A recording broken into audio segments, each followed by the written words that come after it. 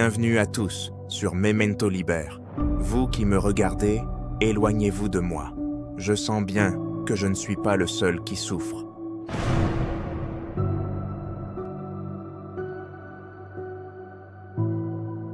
Apocalypse 20, verset 11. Puis, je vis un grand trône blanc, et celui qui était assis dessus.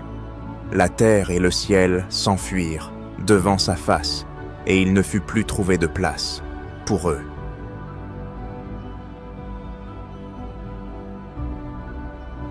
J'établirai dans quelques lignes comment Maldoror fut bon pendant ses premières années, où il vécut heureux. Il n'est pas bon que tout le monde lise ces pages qui vont suivre.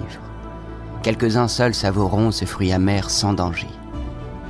Par conséquent, âme timide, avant de pénétrer plus loin dans de pareilles landes inexplorées, dirige tes talons en arrière et non en avant. Écoute bien ce que je te dis. Il s'aperçut ensuite qu'il était né méchant. Fatalité extraordinaire. Il cacha son caractère tant qu'il put, pendant un grand nombre d'années, mais, à la fin, à cause de cette concentration qui ne lui était pas naturelle, chaque jour le sang lui montait à la tête, jusqu'à ce que, ne pouvant plus supporter une pareille vie, il se jeta résolument dans la carrière du mal. Qui l'aurait dit, lorsqu'il embrassait un petit enfant, au visage rose, il aurait voulu lui enlever ses joues avec un rasoir. Il l'aurait fait très souvent si justice, avec son long cortège de châtiments, ne l'en eût chaque fois empêché. Il n'était pas menteur, il avouait la vérité et disait qu'il était cruel. Humain, avez-vous entendu ? Isidore Ducasse, connu sous le pseudonyme de comte de Lautréamont, est un poète franco-uruguayen, né en avril 1846 à Montevideo et mort à Paris en novembre 1870 à l'âge de 24 ans. Peu connu de son vivant, il est aujourd'hui considéré comme une figure majeure de la littérature française, notamment pour son influence sur le surréalisme. Il resta un personnage mystérieux, on ne sait que peu de choses sur sa vie. Son œuvre, brève et fulgurante, et aujourd'hui cultissime, fut publiée de façon quasi confidentielle. Elle se distingua par son style audacieux, sa violence verbale et ses images frappantes, oscillant entre le sublime et l'horrifique. Je parle évidemment des Chants de Maldoror. Même s'il n'y a l'influence de Byron, de Lamartine, d'Hugo, de Baudelaire ou de Musset, il les cite à tous, d'une manière à placer ces noms comme référence incontournable, affirmant à la fois une distance et une admiration.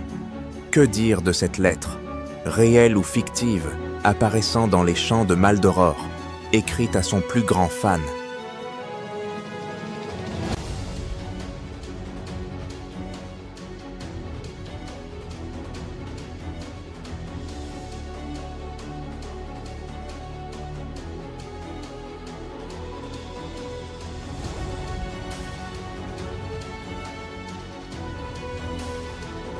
André Breton, le fondateur du surréalisme, considère Ducasse comme un précurseur de son mouvement qu'il définit lui-même par ces mots. Écoutons-le.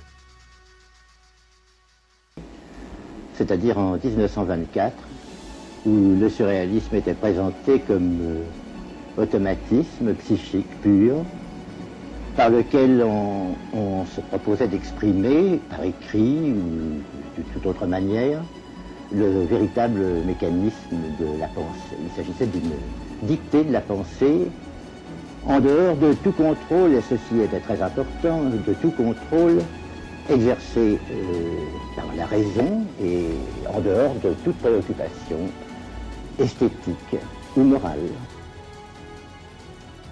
Autour de Breton, plusieurs écrivains et artistes se réunirent. Paul Éluard, Louis Aragon, Philippe Soupaul, Benjamin Péret, Max Ernst, Salvador Dali, René Magritte et d'autres. Il publia des revues, organisa des expositions et expérimenta de nouvelles formes de poésie, peinture, photographie et de cinéma. Les Chants de Maldoror d'Isidore Ducasse est un roman-poème en prose, composé de 6 chants. L'œuvre suit Maldoror, qui serait comparé au plus célèbre ange déchu, à un personnage mystérieux et révolté, qui se livre à la haine, à la violence et à la provocation contre Dieu, la société et les valeurs humaines. Par une succession de tableaux allégoriques et sombres, cauchemardesques et cruels, Maldoror exprime son mal de vivre, son refus de toute morale, et sa fascination pour le mal, la monstruosité et la transgression. Son œuvre comporte une anti-morale, remettant en cause toutes les valeurs établies, le bien et le mal, la beauté et l'horreur, ou encore Dieu et l'homme. Ducasse célèbre la révolte, le refus des normes, la liberté absolue de l'imaginaire et la puissance de la poésie. Vieil océan, aux vagues de cristal, mes yeux se mouillent de larmes abondantes, et je n'ai pas la force de poursuivre, car je sens que le moment est venu de revenir parmi les hommes, à l'aspect brutal. Mais courage, faisons un grand effort, et accomplissons avec le sentiment du devoir notre destinée sur cette terre. Il faut lire ou relire Les Chants de Maldoror du comte de Lautréamont.